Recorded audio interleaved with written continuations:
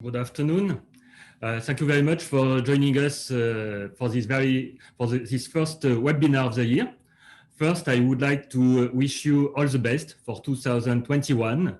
There are these days many positive signs. The long-awaited vaccine is being deployed throughout the world. It seems that Korea's third wave has passed its peak and is now going down. In France and in Korea, the economic recovery plans provide very ambitious support packages for businesses and create a lot of new business opportunities. At the French Korean Chamber of Commerce and Industry, we are now focused on the future to be prepared for a rebound we expect as historic and significant as the outbreak we lived last year. As we are turning to the future, we want to talk as our first topic in the beginning of this year about younger generation. We are witnessing a lot of transformation in the economy, labor market, and people's life. So we would like to take our part at the FKCCI to analyze those major socioeconomic changes. The future cannot be considered without younger generations who have new expectations and changing values, especially in Korea where changes happen rapidly. As you know, there have been different dynamics between generations for a long time, but the current crisis and the era of the intact society has accelerated such a shift. It is why we focused in our first economic magazine, Korea Affair of the year, on new generation in the new normal era. You should receive this edition by next week, and it is available on ebook that you can check out through our website and all social media. And also we have the great pleasure to receive today Gordon Dudley and Eric Wan from RDI Worldwide to discuss with you about how to lead Millennials and Generation Z in Korea. Thank you very much, Gordon and Eric, to be with us today. RDI is a great member and a strong partner of FKCCI, in particular to better understand the challenges for managers in Korea. Gordon, I'll let you to continue. Thank you, Cedric, and a very warm welcome to everybody joining this session today. It's a real pleasure for us to be co-hosting this webinar with the French Chamber. My name is Gordon Dudley. I'm the CEO of RDI Worldwide. And what we are doing at RDI is really trying to help make people make their work better. It was shown in a Gallup study last year that actually over 63% of people are disengaged at work. And so through our professional development services, such as leadership programs and also our recruiting talent acquisition services, we are trying to reduce that disengagement. And I think it's great to see that the particular topic we have today had well over 100 registrations. And I think that's a great testament to the importance of this particular topic, leading millennials and Gen Zs in Korea. If you do get a chance to check out our website at rdiuk.com, you will see as our first headline, "Is your job worthy of social media?" Now, when you hear that question and you know exactly why that's important, then we're on the same page and you're going to enjoy this session. But if you hear that question and you're thinking, what on earth has social media got to do with work? Then you've also come to the right place because this session is going to be very useful for you. Today's session is going to be presented by Eric Wan. He is our principal consultant at RDI. And originally from Hong Kong, he has been in Korea for almost 10 years now. He is a certified leadership practitioner and has been working for a number of years now with groups to increase that engagement, improve communication, and drive company performance. I know that we'll be having some interactive polls towards the end of the session, so I do hope and strongly encourage you to participate, and also with a Q&A at the end as well. I'm looking forward to receive your questions and having a good discussion. So let me now hand over to Eric.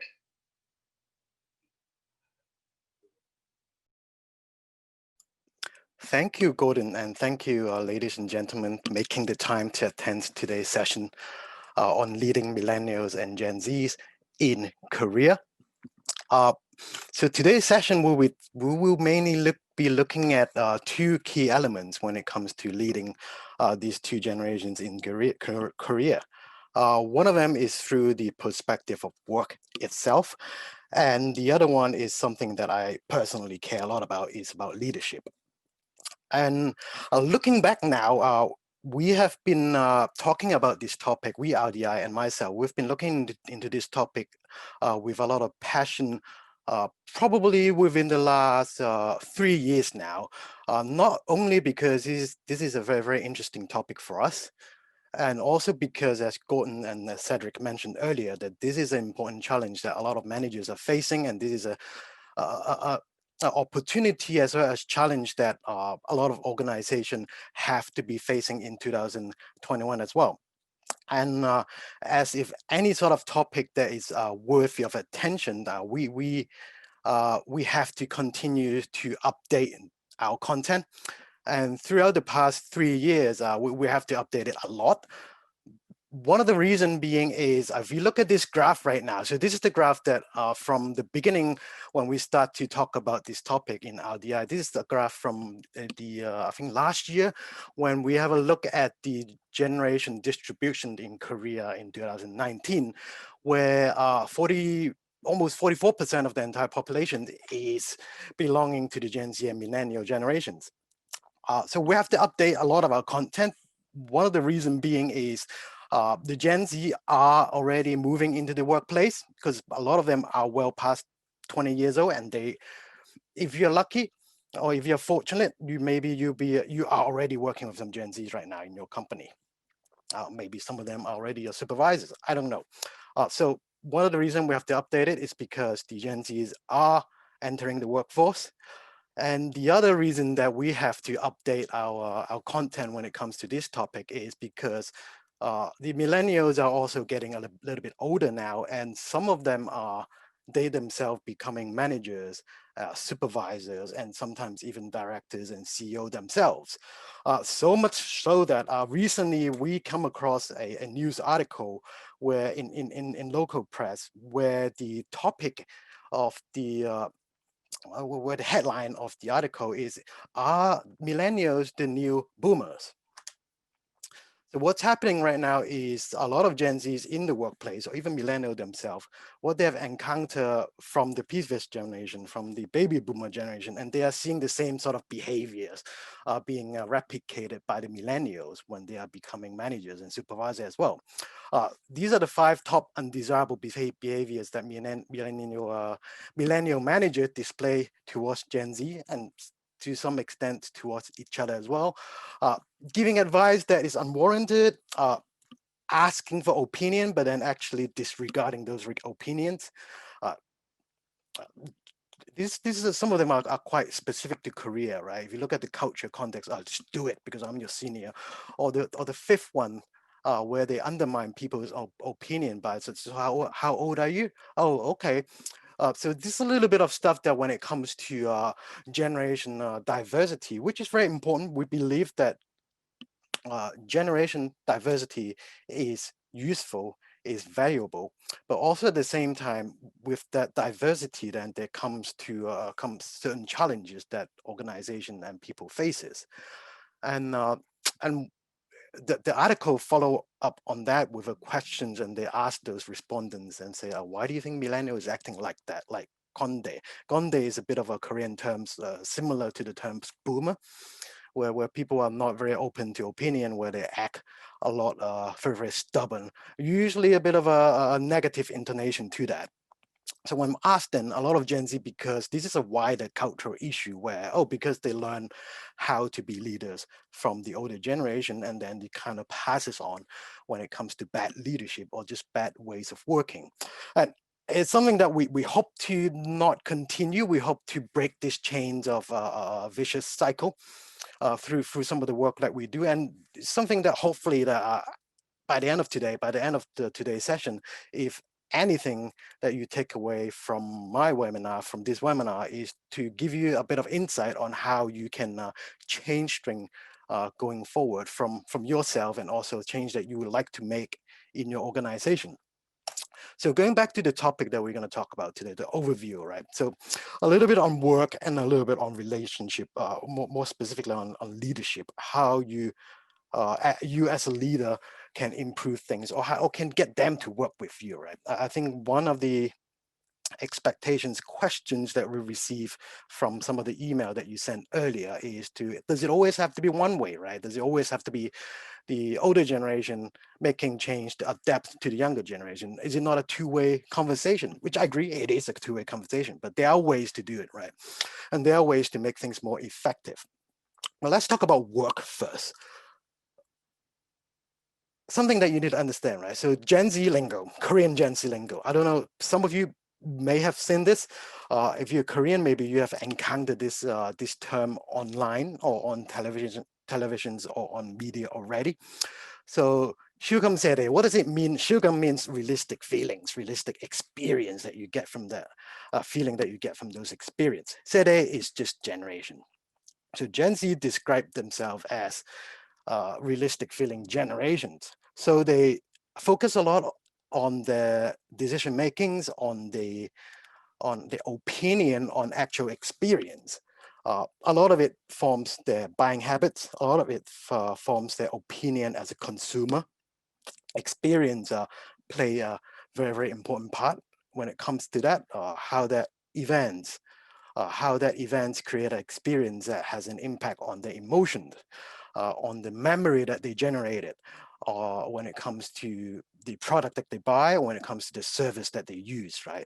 And a lot of the time that experience is being translated. You can see them on the place, on what Gordon said, on social media. A lot of the time they wanted to translate their experience onto the social media platform where they can share with people online. But regarding today's topic, the topic of experience, other than being a customers, we wanted to put a little bit focus on what we call employee experience as well. Because when it comes to being effectively lead them in an organizations, on how they approach work, on how they feel about work, on how they feel about people that they work with, the experience comes into play, right? Become a very, very important part of it. So employee experience, the official terms, if you're into definition, then the official definition of employee experience is formulated when an employee interacted with elements of their careers. So it could be the company itself, the environment of the company, the supervisors, the leaders, the co-workers, any sort of interaction they have with even customers, that forms a part of their employee experience when it comes to their work. And as I said earlier, that experience will have an impact, will have a sort of a have an impact on how they approach work, and how they see work, and how they see people around them as well when it comes to work. And understanding that is extremely important when it comes to being able to lead them and also manage them, right? And ultimately getting the best out of them when it comes to work performance, because at the end of the day, work performance is what we're looking for. And employee experience, so we're going to talk about that a little bit on that. This is more like a more articulated ways of describing employee experience for you, for people to look at. So when it comes to employee experience, that's really starts from the moment before they join your company. So that starts from how you handle your recruitment efforts, how you present your recruitment efforts. So starting from how you attract candidates, to your interview process, to how you handle your interviews, how you manage your candidate experience, to the first day they come on to the company, right? So we have a joke in the, we have a bit of a joke within the leadership HR circle, that the highest point of employee satisfaction is the day they join your company. That's the onboarding day, right? So anything afterward is a steady decline. It's a joke, not necessarily true, but onboarding plays an important part of the employee experience, from their work itself, from how they're being judged when it comes to their performance, from are they engaged at the work? Are you building on the strength, their personal career aspiration, which is something that we're going to talk about, to their development, right until the point when they exited your company. This whole journey, just like a customer experience, this is what we call an employee experience. And you as a leader, right? You as a manager, as a supervisor, as a director, as a CEO, you have a huge part to play in this employee experience. And again, how you interact with them throughout their employee experience will have a huge impact on how they perceive and how they approach the career and how they approach work, and ultimately how their work will impact their performance. And so let's look into employee experience and what exactly are they looking for, right? I think that's the question here. What kind of employee experience are they looking for that would enable them to be fully engaged and enable you be able to enable you to understand and effectively lead them and manage them? So a little bit of information here to share with you. So this is a research done by YPulse. YPulse is a Millennial and Gen Z research organization based in the US. So this is a global survey that they did earlier last year, when they surveyed between 18 to 35 years old and what they consider important when it comes to an employee experience. Overwhelming majority of them said having a meaningful career. So this is a global survey, right? But if we bring it a little bit closer to home, to South Korea, I'm going to show you a survey conducted by Blind. I don't know if you guys are familiar with this platform, Blind. So teamblind.com or Blind is a similar platform to Glassdoor in an international sense. So what it is enable employees to have anonymous discussions. And so what they did is they did a survey called the Blind Index of Employee Happiness. And through that survey, I think they conducted a survey to around close to 80,000 employees or professionals in Korea. And what they find is through this survey, they find that the 10 companies with the highest employee satisfaction, they call the 10 companies with the happiest employee in Korea. The full list is here. You can look at the detailed translated list on our RDI website. So when it comes to what makes this employee happy, when it comes to the employee satisfaction, 3 elements come into play repeatedly, especially in these top companies. The first one is a fair welfare and benefit program, which I think common sense, right? I think when it comes to welfare and benefit is absolutely the cornerstone of when it comes to a positive employee experience. And the second two is that the employee feel like that their work is important. And the third one is that they feel like that they're doing meaningful work. Further down the line, so welfare and benefit, I agree, is important, but another survey from 20's Lab is also a very, very useful platform if you are interested in finding out more about Millennial and Gen Z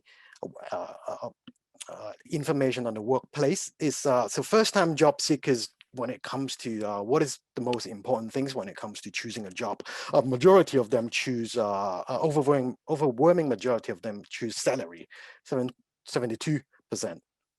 However, after they have more work experience, then salary become less as a factor when it comes to choosing a place to work. But let's go back to the point of like my work is important and the fact of meaningful work, because welfare and benefit, I agree, is very, very important. But at the end of the day, this type of effort, right? When it comes to restructuring your pay and benefit program, it is if we look at the prioritization matrix, it's something that is high effort but high impact.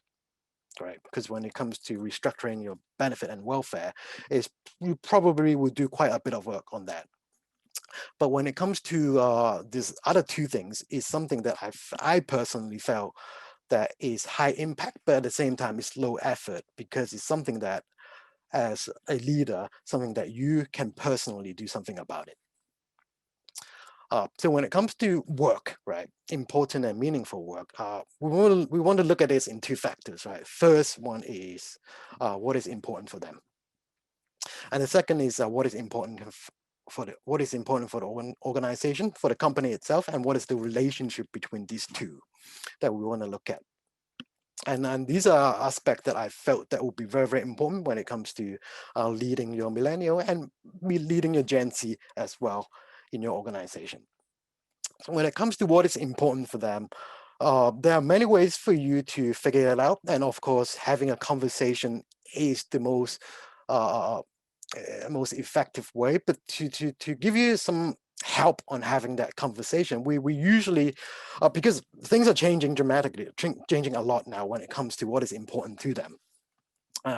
When it comes to career aspiration, so we usually recommend managers, leader to do something called a little bit of career anchor. So career anchor, if you're familiar with it, then it's something that's very, very useful. If not, then it's something that is free. You can find out online. If you wanted to find out more, you can contact me. I'm more than happy to help you with this free of charge. So this is very important, right? When it comes to having a deeper understandings on what is their career aspiration. And you need to understand this much better to have a more meaningful conversation when it comes to engaging them at work. When it comes to giving them a sense of ownership when it comes to their career, right? Because at the end of the day, you want to be able to have them feel like that their career aspiration have some sort of possibility within your organization to get them fully engaged at the work. So career anchor is something that is designed by research done by Eggershine from when he was a professor in MIT.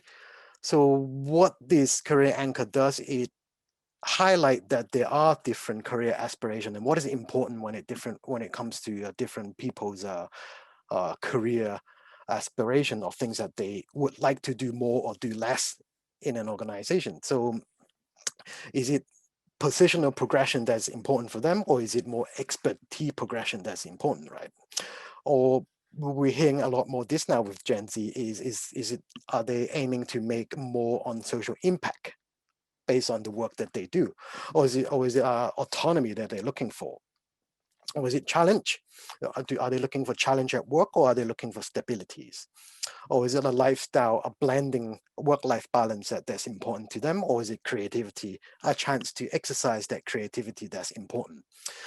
And having that knowledge will enable you as a leader to have a much better opportunity to have a decent conversation when it comes to what's important to them when it comes to work, right? Because things are changing a lot, not only because of their perspective of work, but even at the structure of work, we have seen that a lot, right? So on the left-hand side of the PowerPoint, what you see is what we call a traditional ladder progression when it comes to work, right? So you work in a function, and then you make a logical progression according to the department. So if you're a salesperson, you become a sales manager, and then your next progression is you are a sales team leader, sales and marketing director, etc., etc., etc. But as we know that a lot of the time that doesn't necessarily is the real case in some organization, because sometimes organizations are a lot flatter now, and also that because retirement age has been prolonged, and unless your manager leaves the organization, sometimes that person will not get promoted until their manager left or retire or change department. But having a awareness of their career anchor would give you a much more room to have a discussions on other ways for you to explore what we call the lattice pathway. The lattice pathway is looking for a variation of path when it comes to growth and developments. And without having that previous knowledge of the anchors of what's important to them, it will be very, very difficult for you to have that kind of conversation, because you don't know what makes sense for them, right? Do you want them to move? Do they want to move vertically to expand a certain amount of expertise, or are they looking to progress horizontally to a position that is above them? So knowing that will give you a chance to create better options for their career. So then you as a leader can have that conversation, and also give you an opportunity to put some ownership onto them when it comes to taking career and work seriously for them, right? Because at the end of the day, now what you're talking about is now it is just the career path of their choice. Now it's a career path of what they wanted. So you can give them a little bit more weight when it comes to them taking ownership of their own career path. So this is more about what's important to them when it comes to work, more about finding out, right? And the other one is what's important for the organization. Like when we talk about doing important work that they valued when it comes to employee satisfaction in the employee experience. So what is important work, right? So ideally, it's something that they should know, or you should know. If you don't know, there's something that we recommend people to do. When it comes to, so we usually ask manager to do this, right? And you can do this with your team tomorrow or next time you have a team meeting or one-on-one meeting if you do those. So what you do first, you on a piece of Post-it by yourself, right? You don't have to do this with them in the beginning first, do it with yourself, right? So on the piece of Post-it, on a piece of paper, you write down what are your team's top priority for this year, right? Write it down. And then you write down underneath that, like how do their work contribute above to the above priorities, right? You write it down, you have a clear answer for yourself, fold it up, you have it, keep it next to you, and then the next time you have a team meetings or when you have a one-on-one meeting, you ask them to do the same thing on a piece of Post-it without your instruction, right? Without your intervention. You just ask them, hey, I just want to check how clear have I been communicating with you about our work, our priorities, right? So can you write down on a piece of Post-it, what are our top priorities and how does your work contribute to those, right? Do they know? Do they know, first of all, what are the top 3 priorities? And then second, do they know how what they do contribute to those priorities, right? There are multiple ways for you to do this. We usually recommend people in this country to, if they are doing it in a team environment, then they would probably shouldn't ask the team members to put their names on the Post-it, because when you ask people to put their names on this, then for people in the immediately start thinking, oh, is this a test? Am I going to get into trouble for not getting the right answer? So try and, my recommendation is to just do it anonymously, so then you can have a sense of what you can get a truer answer, right? You can get a real answer from them if they feel less risk about doing this particular exercise. If you are more concerned if they are willing to speak up or write down the right thing, do it one-on-one, right? One-on-one is always, again, lower the risk of pressure for them when it comes to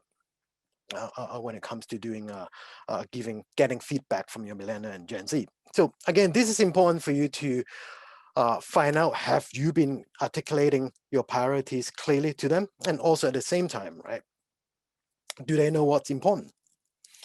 Because if they don't know what's important when it comes to their work, then there's a very good chance that they don't know that they can't find the linkage between what they do and what's important. And also, have you been communicating clearly that what they do on a daily basis, weekly basis, monthly basis is contributing to the organization's priorities? If you can find the linkage, then they will have a much better pictures when it comes to knowing that are they doing important work at all or whatsoever. So these are stuff that I would recommend managers to do.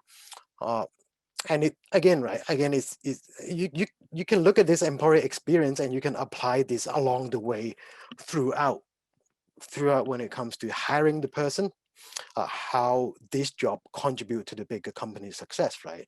Right until, as I said earlier, when it comes to onboarding, right? When you welcome a new person onto your team, do they feel important? Do they feel that they're needed? Have you spoken to them on the first day on how their job is going to be important to the organization's success, right? Again, you don't want to miss those opportunities when it comes to making sure that you're creating the right kind of employee experience. Making sure that you as a leader is doing the most that you can do to ensure that they feel important. and also at the same time that they know that their work is important and has a meaning to their own organization. So yeah, so that will require you to have a much frequent conversation with your people, much frequent conversation with your with managers to the employees regarding a career conversation and performance conversations and feedback and work and those kind of stuff. And also, again, making sure that there is alignment when it comes to what's important when it comes to work. Hold on, Q&A there. So we'll come back to those Q&A at the end of the question, but feel free to ask Q&A anytime.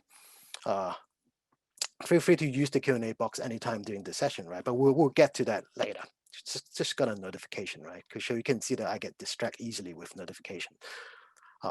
So yeah, so this is more from the leadership, from the work sense on how you as a leader can improve the employee experience by just doing very what I call high impact initiative, but also at the same time takes relatively low effort. As I said earlier, welfare and benefit is important. I do believe that is the cornerstone of a good employee experience to make them engage. But again, we're gonna not talk about that today because there's a whole topic all by itself, and it is a high effort kind of an initiative that will require you to do a lot more work with collective, a lot more stakeholders. But talking about leadership, this is I'm going to talk a little bit more about on the interaction, the relationship between you and your Millennial and Gen Z now. More specifically on two things. One is on building trust, and the second one is on communications, more specifically on influencing them on issue that you have very different ideas. But let's talk about trust first, right? Trust. So who do they trust, right?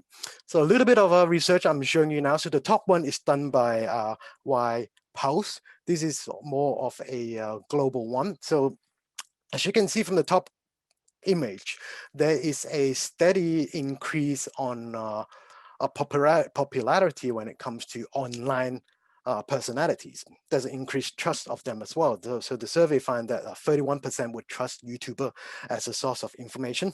And over half from this same survey would buy product and endorse recommended by online influencers. And the bottom image is came from SM Entertainment. More specifically on information from social media content creators, influencer, versus traditional media celebrities when it comes to information that they trust on specific products. So as you can see, there is a lot more. Certain products have overwhelming trust when it comes to online content creators, right? So if you look at gaming, overwhelming, the majority of them would trust somebody who is a streamer rather than a traditional celebrity. The same go for food and beverage, and beauty, cosmetics. Well, the only one that doesn't measure quite high is the live event and concert. So when it comes to trust, influencer and online content creator has a lot of them when it comes to Gen Z. So where does this trust come from, and what can we learn from it when it comes to building trust in the workplace and when it comes to leadership? So if you look at influencer, if you look at online content creators, content is where the trust came from, right? And content has to be consistent, have to be reliable. And also, if you look at it, so this is a Korean dessert content generator, who I asked one of our former intern, like I asked her, who is one of your favorite influencer online, and who do you trust the most when it comes to them? And then she said, oh, I trust this person the most. I said, when it comes to what? When it comes to making dessert, and when it comes to buying ingredients and equipment, I trust this person the most. So I went in there, and then all I found that is just videos of this person making desserts. So there's a couple of things that you can learn from it. And one of them is look at the time that they put out content. It's very, very regular, right? Extremely, extremely regular content. 3 days ago, 2 days ago, 20 hours ago, 5 days ago. A lot of consistent content coming out when it comes to design making. And also at the same time, the social medias give the viewer a chance to verify the content, rather it is reliable content or not, right? Because you can get real-time feedback review from the social media immediately. So a lot of this trust came from the content that they have seen, right? The experience that this content generator provide for the viewer, that from that then there is an element of trust being built from them. And content is always, as I say, content is always consistent, very, very often. Reliable, is real, is authentic, it can be trusted, it's verified by other people, followers. And then content is always very topic-wise, it's exactly what they needed, right? Exactly all they needed. So what can we take from it when it comes to building trust with them, when it comes to the workplace? So this is a question that sometimes I ask our leaders and our managers, right? Are you a duck or are you a shed? So probably not a question that you expected to be asked in a chamber webinar, but 2020 has been a strange year, and 2021, why not, right? There's a reason for this question. So Robert Venturi, American architect, so every day he goes to work and then he drives past two types of building, he said. One type of building is the duck building. Duck building that he drove past, it shapes like a duck, literally shapes like a duck. I'll show you a picture later on. So this duck building, yeah, it sells duck-related products, eggs, meat, feathers. And its symbol is the representation of the things that itself, right? The building itself is a duck. It sells. You can see the duck, and then you can see the product within the building itself. Everything is represented as a whole itself. The other type of building that he talked about is what he called decorated sheds. So a decorated shed is just a shed. It's just a building, regular building, has nothing special about it. Inside looks very, very generic, but how you know that is what the building represents is through the sign that it uses, right? It's through the sign that it says, I'm a monument. This building is a monument. So then by looking at the sign, you say, okay, this is a monument. This is a restaurant. There's a sign that say restaurant, then it becomes a restaurant. If you change the sign, then it changed the meaning completely. So influencers are ducks. They are ducks is because through the experience that they provide to the people who can see them, the experience is visible, and also what they represent, what they mean, like what are they good at, what are their strengths, what do they represent, what do they know, is all there, is very, very visible. The followers that they gain, the trust that they gain from them is not through a job title, it's not through a position that they've been given, right? And these are some questions for you to take away, right? A little bit of food for thought for you, maybe after this session. So if I take away your job title, right? If I take away your sign, if I remove your job title, what do your people know about you, right? As a professional, as a person, what do they know? On the same hand, vice versa. If you take away their job title, what do you know about your Gen Z? What do you know about your millennials? And the third question that I want you to think about is what kind of content, right? What kind of experience have you been providing for them to see, to experience, to be visible, right? What kind of content do you have out there? How often have you been providing those experience? And do those experience build trust, right? Are those experiences relevant to what they valued? So these are some of the questions that I have for you as a leader, something for you to consider when it comes to building trust with your Millennial and Gen Z. And when it comes to related to the experience that you provide, right? Small questions, little questions. What time should you arrive at the office, right? What time should you arrive at the office? I don't know, maybe you can answer that in chat, or maybe I'll say Q&A.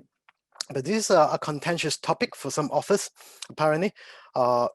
So contentious that one of the website, thejob.com, actually conducted a survey with the Korean with their Korean audiences, and what they have came to conclusion is, so there are two types, apparently there are two types of people when it comes to arriving at the office. Some people think that you should arrive on time.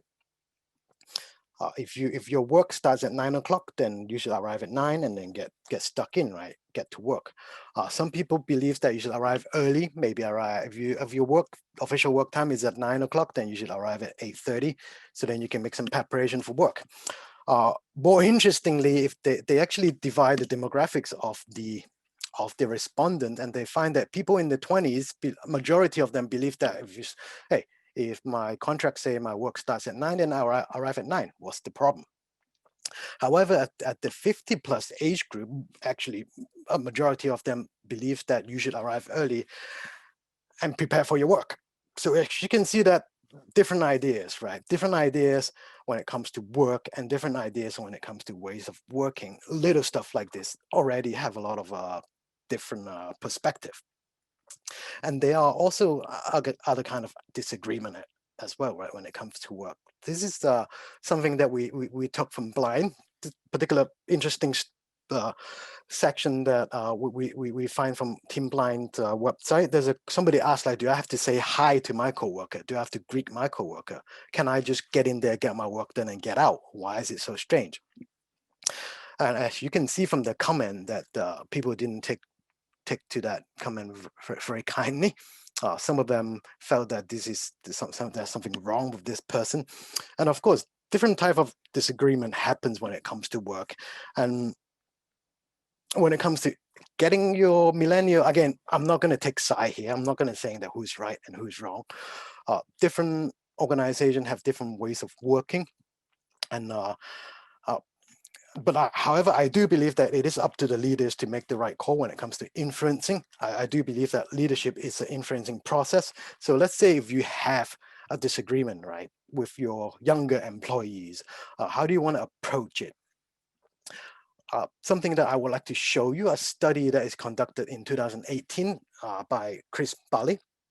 So let's say people have opposing views, point A and point B. So what he did is he want people to find ways to come to agreements, well, see if they can come to some sort of agreement. What he did is he found a group of people with opposing views.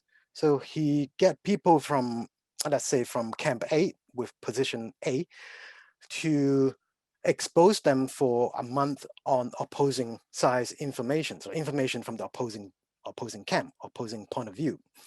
By giving them information, by giving them studies, data, research for 30 days. And then they ask them, then they test them later to see if they've changed their opinion at all. So what they find is the exposure to information actually didn't change any mind at all, but actually increased the polarization, right? So to go back to the example, this is just an example. Let's say some people believe that they should arrive at work right on time. Some people that believes that they should arrive at work earlier to prepare. So if people believe that they should arrive at 9, being exposed to, being told to, or being given a lot of reason why they should arrive at 8:30, a lot of information, right? A lot of information, like why you should arrive earlier. This is why you should do it. It's good for you. It's good for the company. It's good for this and good for that. They wouldn't change the position. Instead, they would just more likely to entrench their view of, you know what? I think coming at 9 is fine, right? What's the big deal? So what they find is when it comes to influencing, when it comes to getting people to agreeing with stuff, especially when it comes to opposing view, there is a distance between people. There's a zone of acceptance when it comes to information that they will receive. So let's say if you explain to people the reason why arriving at 8:30 is very, very important, very nicely, very kindly, very, very eloquently, with a lot of research. If within their mind, the most likely that they would be, they are like, the most likely they're willing to arrive at work is 8:55, then all the information that you present to them will be rejected because it landed in their zone of rejection, right? So the zone of acceptance is only 8:55. However, if you present information on the same kind of argument on why is it good to arrive at work at 8:55, then there's a higher chance of them for them to accept that proposition because it's land at the zone of acceptance.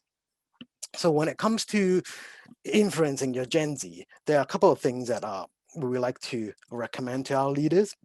Again, I believe that it is a two-way conversation. I'm not saying that older generations should always make the accommodation or should always just learn about Gen Z. I think that both sides needs to come to a conversation when it comes to work. However, there are much better ways, much effective ways for you to do it, right? Because exposing information is unlikely to change mind if it's too far from the zone of acceptance. And as we can see, sometimes they are very, very far zone of acceptance, very, very small zone of acceptance, and very, very large zone of rejection when it comes to point of views, when it comes to work, when it comes to life, for Gen Z and millennials to the older generations, right? And so these are stuff that we would recommend our leaders to do usually when it comes to influencing or changing minds. Start by asking a little, right?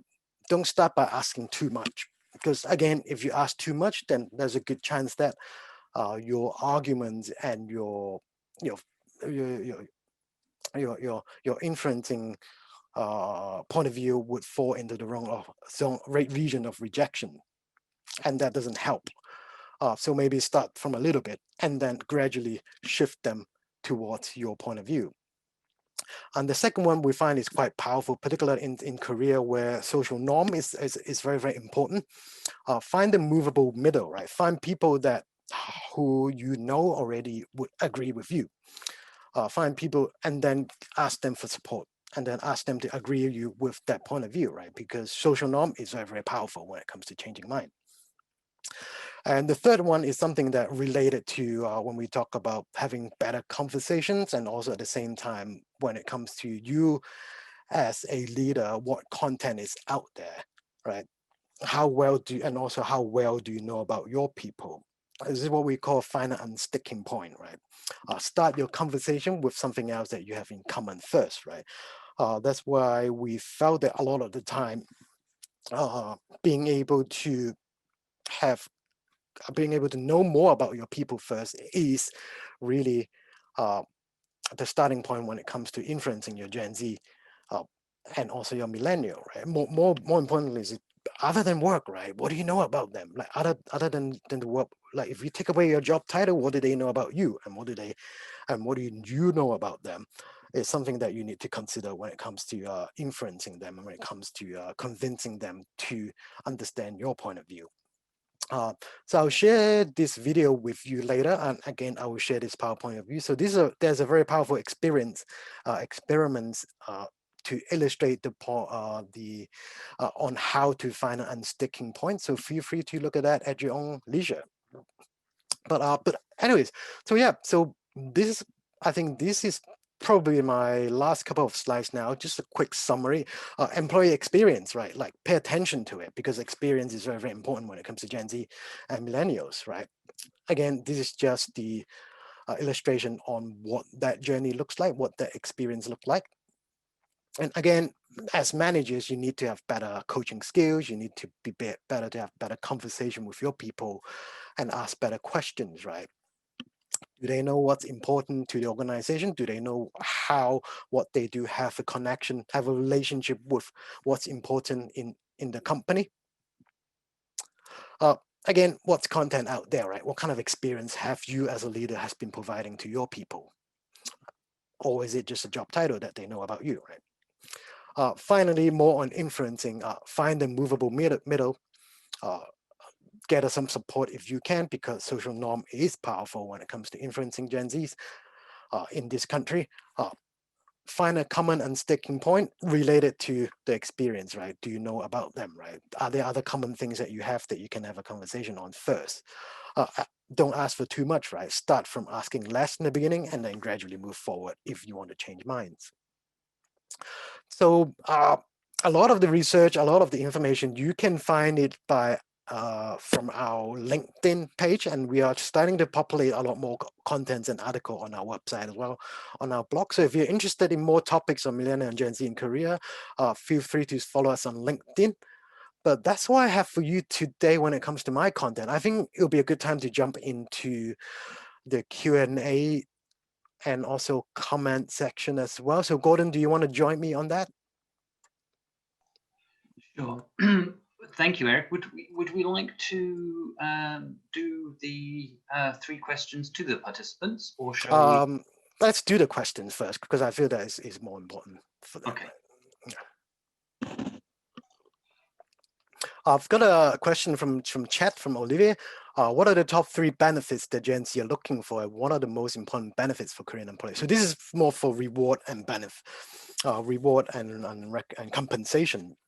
Gordon, have you done some research on that in your recruitment drive? Because I have to dig for this particular topic. I feel like that we have to get back to Olivier later with more detail on that.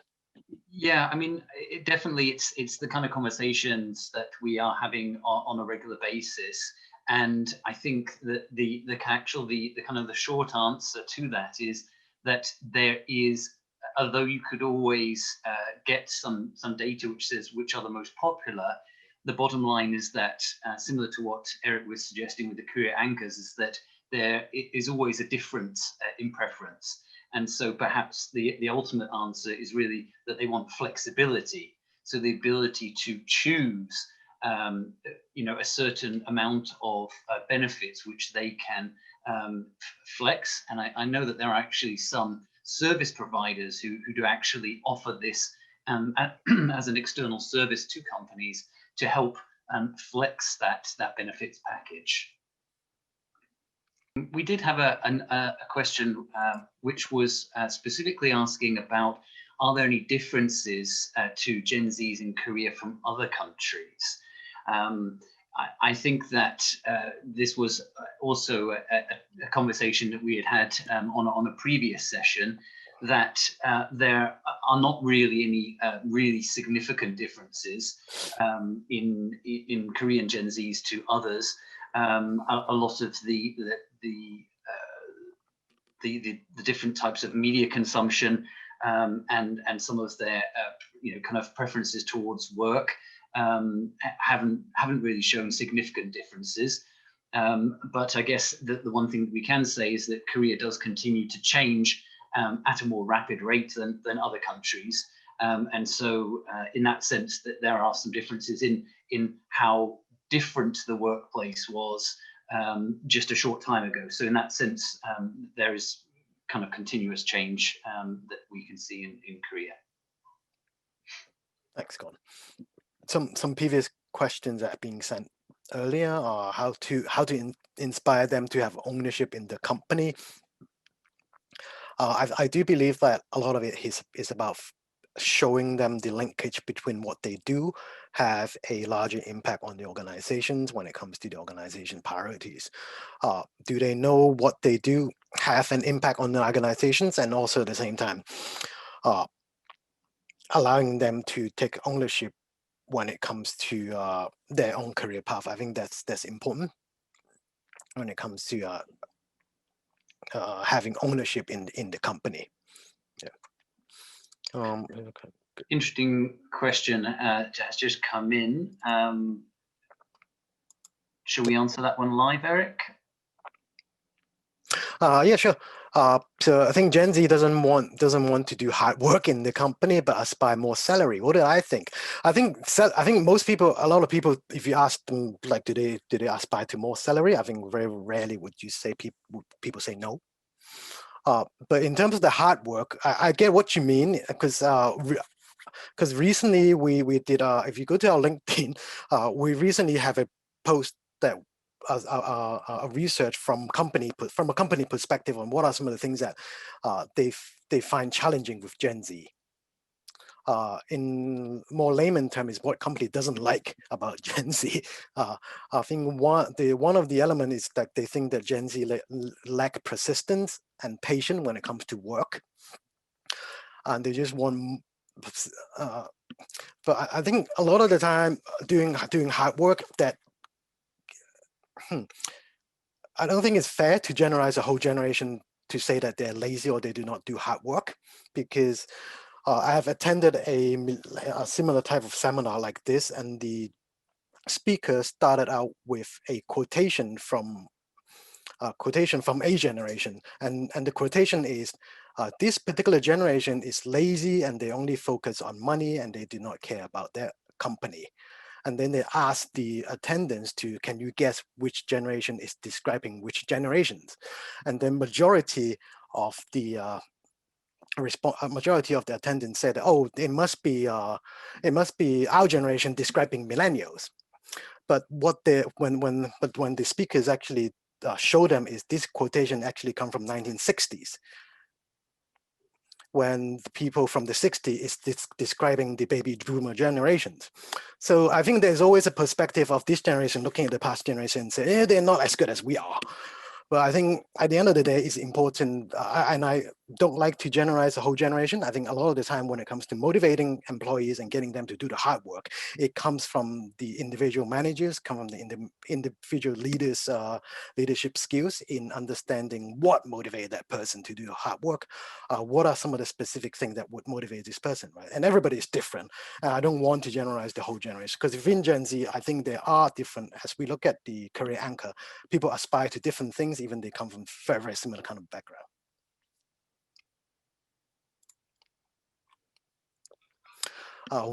Tom, what are your views, the positive attributes of Zoomers, and what do they do relative better than millennials? That's a good question. Yeah, I think Zoomers are pure digital natives, right, Gordon? Because you are a millennial, and you're not a digital native. Right. So I'm right at the oldest end of millennial, and not a true digital native. So I experienced that kind of transition through. Yeah. And there are, again, I don't want to generalize the whole generation, but when it comes to the perspective on work, Gen Z, from survey, Gen Z has a more pragmatic approach when it comes to work, comparing to millennials. So millennials have a more idealistic view on work, but Gen Z, majority of them have a more pragmatic view on doing work itself. So this is something that interesting. Again, technology, I think, is definitely an advantage of when it comes to millennial and Zoomers. Yeah.